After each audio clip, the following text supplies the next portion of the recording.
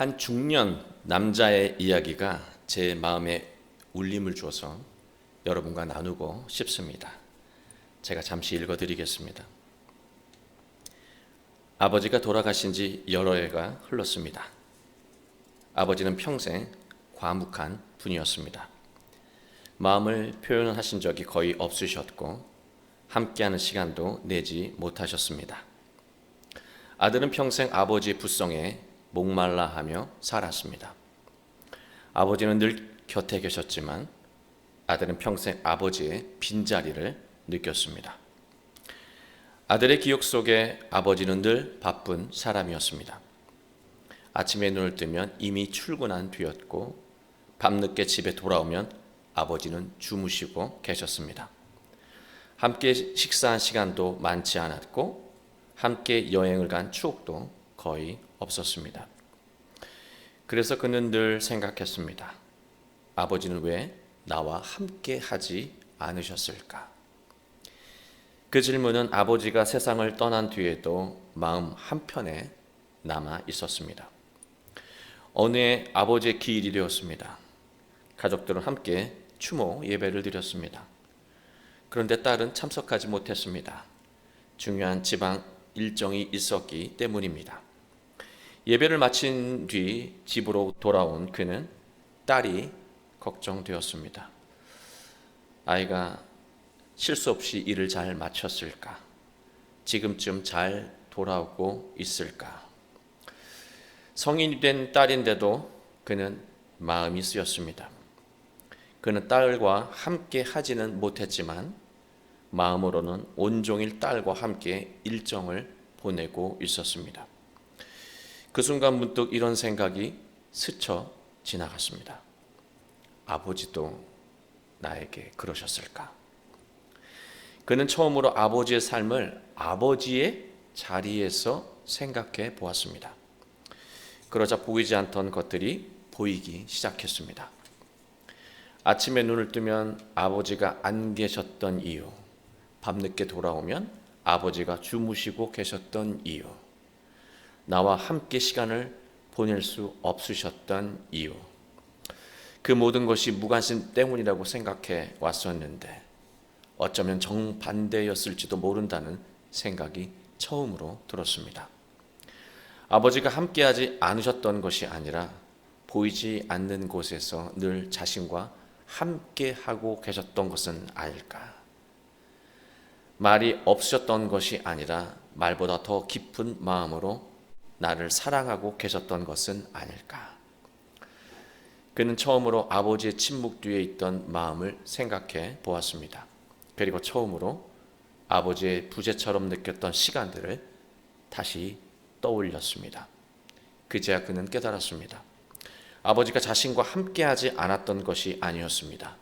아버지는 한 번도 자신을 떠난 적이 없었습니다. 다만 자신이 그 사랑을 모르고 살았던 것입니다. 그는 추모일에 아버지를 추억한 것이 아니었습니다. 비로소 아버지를 만난 것입니다. 아버지는 이미 세상을 떠나셨지만 그는 그날 처음으로 아버지의 마음을 보았고 처음으로 아버지가 누구였는지 알게 되었습니다. 지금 이 이야기는 우리에게 어머니의 이야기가 될 수도 있습니다.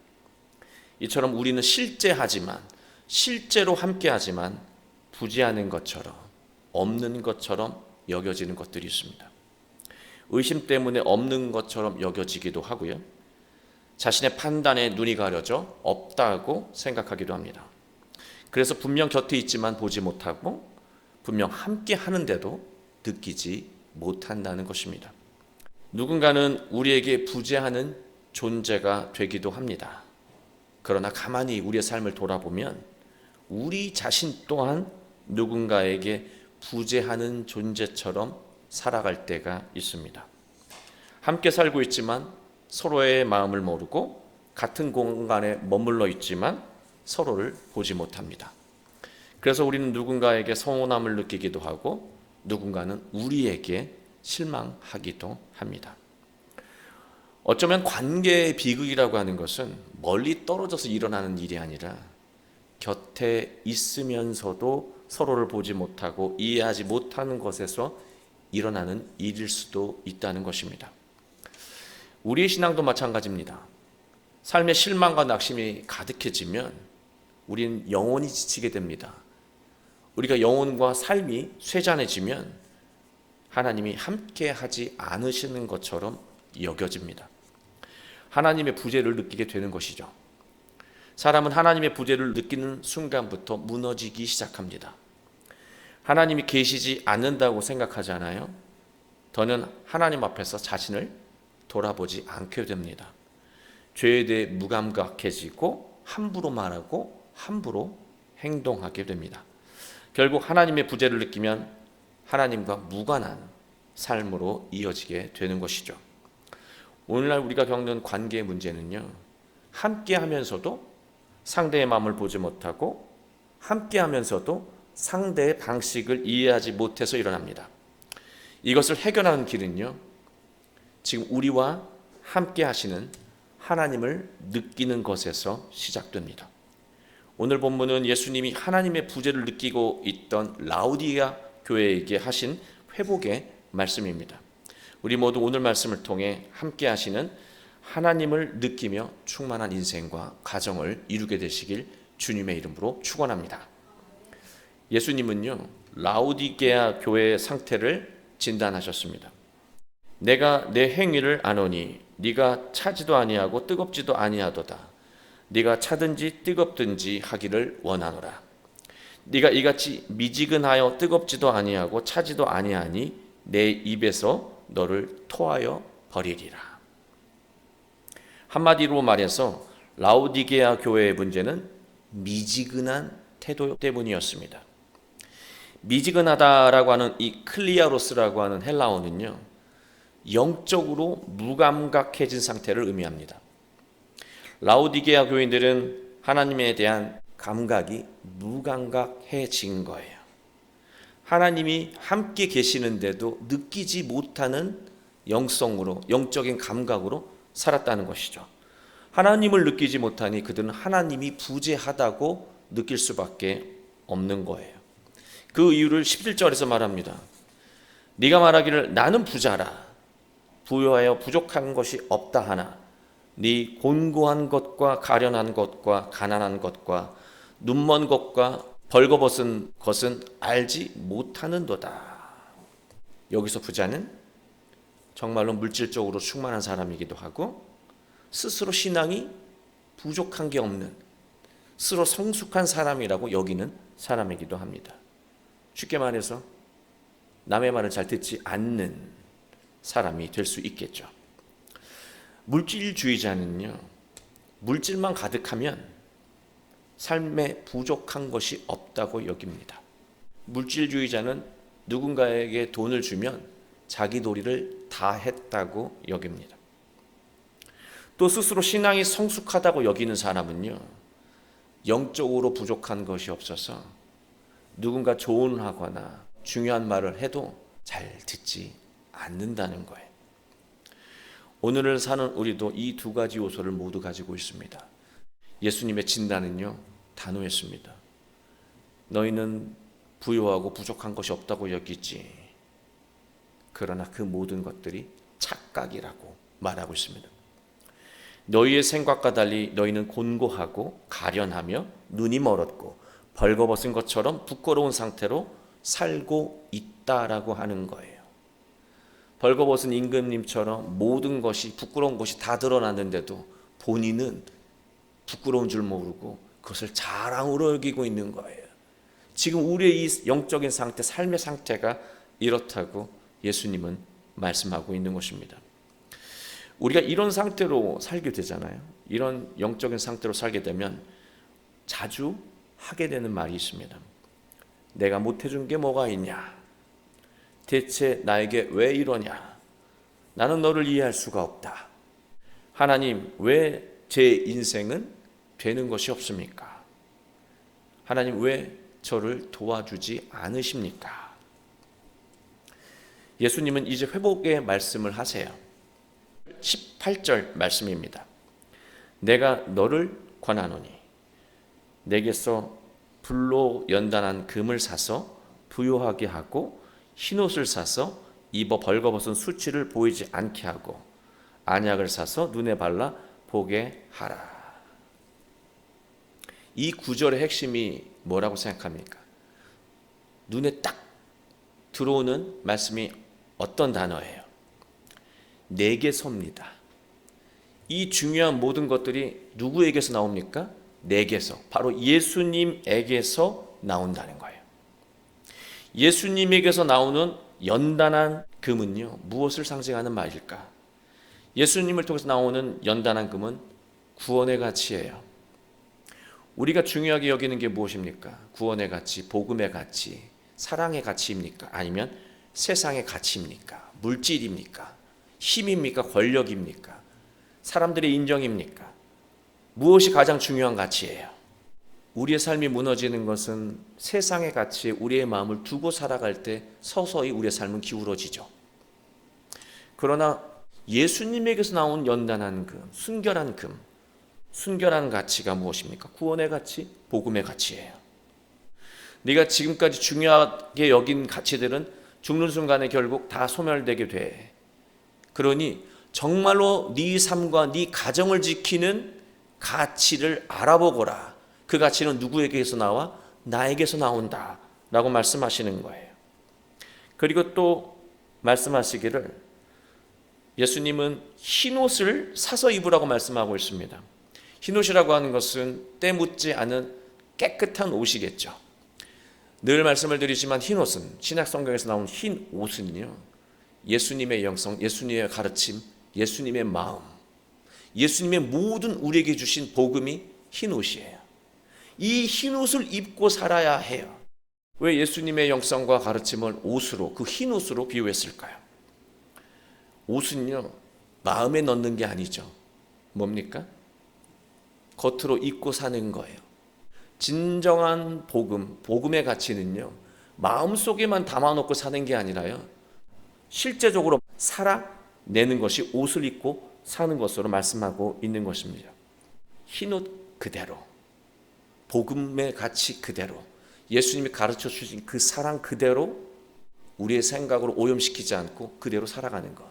그게 흰옷을 예수님에게서 사서 입고 살아가는 모습입니다.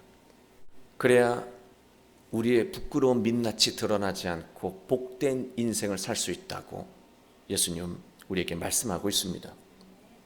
그리고 예수님에게서요, 안약을 사라고 말하고 있습니다. 이것은 눈에 있는 안질이나 눈병 이런 것이 아니고요.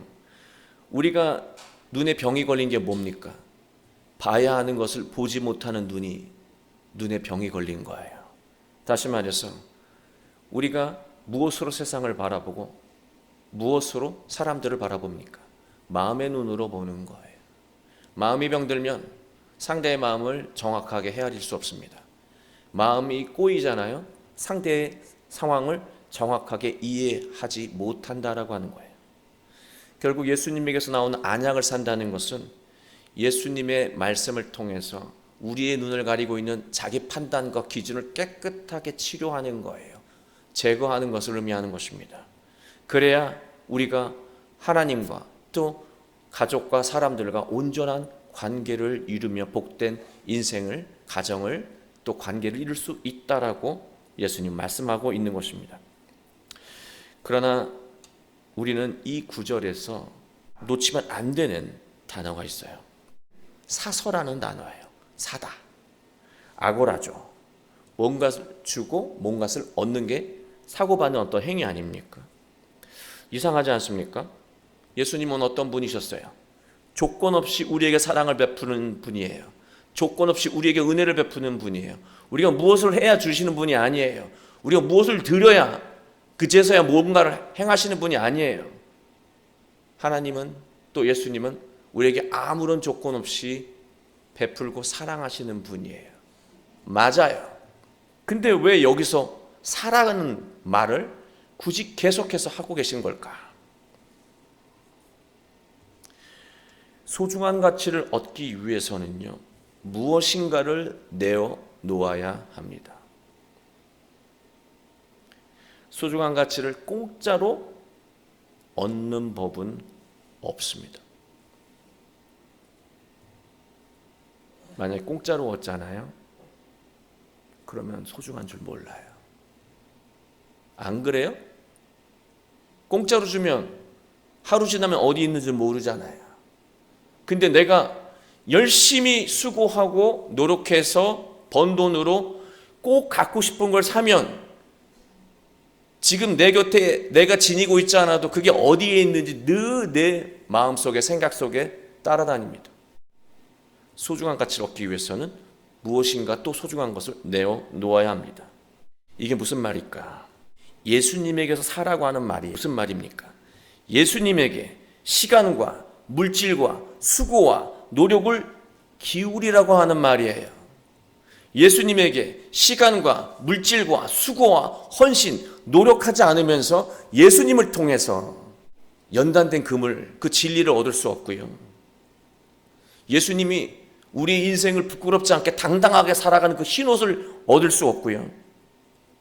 늘 삐뚤어진 마음으로 누군가를 대해서 늘 관계의 아픔을 겪을 때 온전한 눈을 가질 수가 없는 거예요.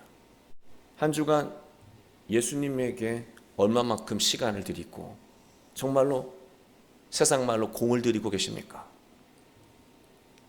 늘 예수님은 공짜로 주시는 분이라고 여긴다면 틀린 말은 아니지만 우리가 노력하지 않았기 때문에 있는 줄도 모르고 살아가게 된다는 것이죠. 금세 기억 속에 까먹어 버린다라고 하는 거예요. 19절 말씀을 보시겠습니다. 물은 내가 사랑하는 자를 책망하여 징계하노니 그러므로 네가 열심을 내라 회개하라. 예수님은 사랑하니까 책망하시고 징계하신다고 말씀하고 있습니다.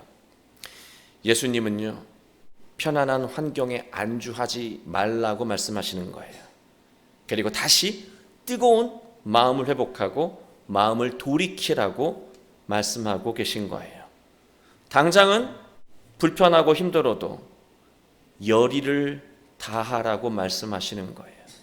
저 힘이 없어서, 시간이 없어서, 요즘 마음이 별로 안 좋아서. 그러면 우리는 계속해서 불행하게 살 수밖에 없어요. 나를 살리기 위해서, 가정을 살리기 위해서, 복된 관계를 이루기 위해서 열심을 내보세요. 예수님에게 나아가시기 바랍니다. 이제 예수님은 가장 중요한 말씀을 전하십니다.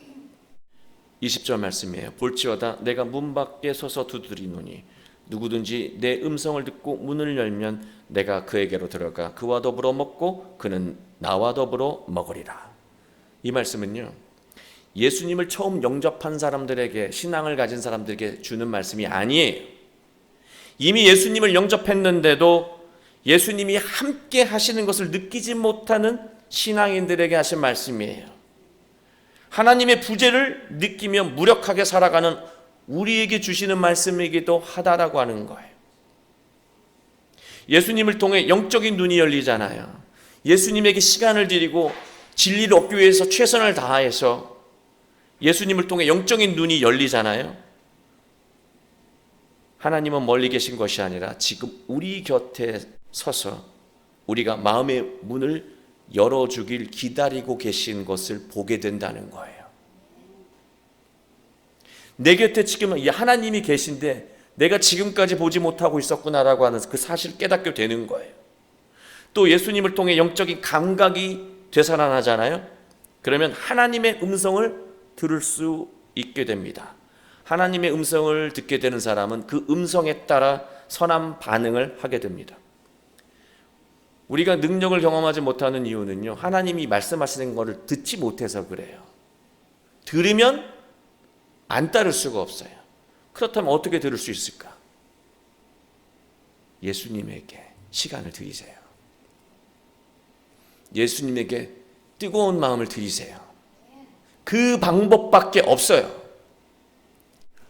돈을 쓰고 세상 가치를 들여서 되지 않아요. 지금까지 해봐서 알잖아요. 예수님에게 귀한 것을 드리면 예수님 그것을 우리에게 주신다는 거예요. 여러분, 예수님을 통해 영적인 감각 회복되잖아요. 하나님과 하나가 되는 충만함, 은혜를 누리게 됩니다. 더불어 함께 먹는다는 거예요. 그 얘기는 무엇입니까? 하나님과 하나가 되잖아요. 우리는 어떤 시선이 생겨나요? 지금까지 육적인 시선으로 하나님을 바라보고 가족을 바라봤기 때문에 늘 신앙의 능력을 경험하지 못했고 가족들과 다툼을 벌이게 되었잖아요. 그런데 하나님과 하나가 되니까요, 하나님의 시선으로 가족을 바라보게 돼요. 내 인생을 바라보게 됩니다. 나의 이 주어진 현실을 바라보게 돼요. 그러면 정확하게 반응합니다. 정확한 행동을 하게 되고 살리는 말을 서로에게 나누게 된다는 거예요. 우리가 하나님과 하나가 되면 하나님의 시선으로 상대의 마음을 온전히 헤아리게 되고 상대의 방식을 이해하게 됩니다. 상대를 부재하는 존재로 여기지 않아요. 늘 옆에 있지만 없는 것이나 진배 없어, 이런 생각이 아니라 이 사람이 가지고 있는 소중한 의미를 깨닫고 사랑하게 된다는 거예요. 그 사랑을 받는 그 상대는요, 나를 바라보면서 존재감 없는 존재로 여기는 게 아니라 정말로 소중한 존재로 여기게 되는 거예요. 이런 선한 상호작용이 관계 속에서 일어나게 됩니다. 21절 말씀을 보시면, 이기는 그에게는 내가 내 보좌에 함께 앉게 하여 주기를 내가 이기고 아버지 보좌에 함께 앉은 것과 같이 하리라. 중요한 단어는 이기는 거예요. 이기는 거. 포인트 단어는 이기는 건데 무슨 말이냐면, 지금까지 나열했던 내용들이 있지 않습니까? 관계를 망치게 했던 그런 여러 요인들 한번 말씀드려 볼까요? 다시 정리하면서, 편안한 환경에 안주하려는 마음, 그 마음을 이기는 거예요. 또 물질이 충만하니까 됐다라고 여기는 자기 만족의 마음과 싸워 이기는 겁니다. 또 영적인 무감각을 이겨내는 거예요. 또 하나님 없이도 세상 가치로 잘 살 수 있다고 여기는 마음과 싸워 이기는 겁니다. 여러분, 이 잘못된 것들과 싸우지 않잖아요. 우리의 마음을 미지근하게 무감각하게 만드는 이 많은 요소들과 우리가 싸우지 않고 그냥 안주하잖아요. 그 모습이 무엇이냐면 하나님을 문 밖에 세워두고 문을 열어드리지 않는 것과 똑같다라고 하는 거예요. 하나님이 안쓰러워서 열어드리는 게 아니에요. 우리의 삶의 존폐가 문을 열어드리느냐 그냥 밖에 세워 모시느냐로 달라지는 거예요. 내가 그 문을 열어드려야, 그 마음의 문을 열어드려야 하나님이 내 안에 들어와 나와 함께 하시고 내가 살고 우리의 가정이 살아나는 거예요.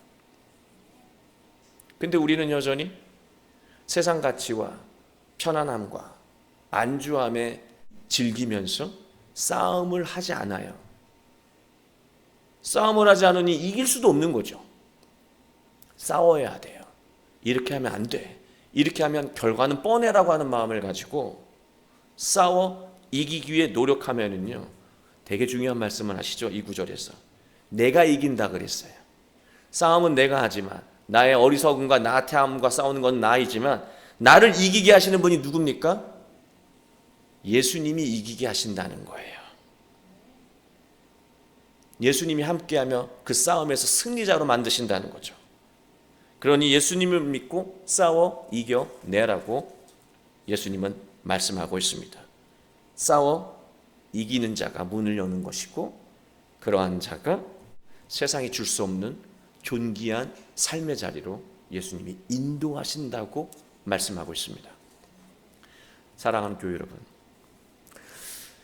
우리는 여전히 누군가와 함께하면서도 부재를 느끼며 실망하고 있습니다. 또 우리는 여전히 누군가와 함께하면서도 부재하는 존재가 되어, 존재감 없는 존재가 되어 아픔을 누군가에게 주기도 합니다. 그리고 우리는 하나님의 부재를 느낄 때마다 삶의 의지가 확 꺾여버립니다.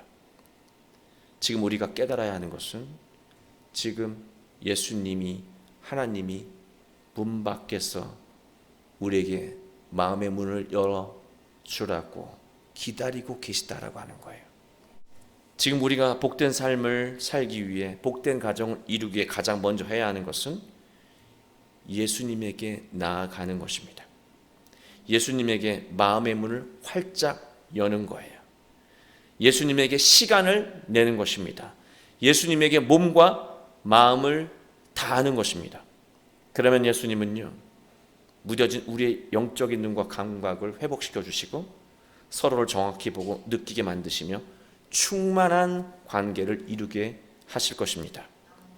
그리고 무엇보다 예수님은요, 세상이 줄 수 없는 복된 삶의 자리로 우리를 이끌어 가실 것입니다.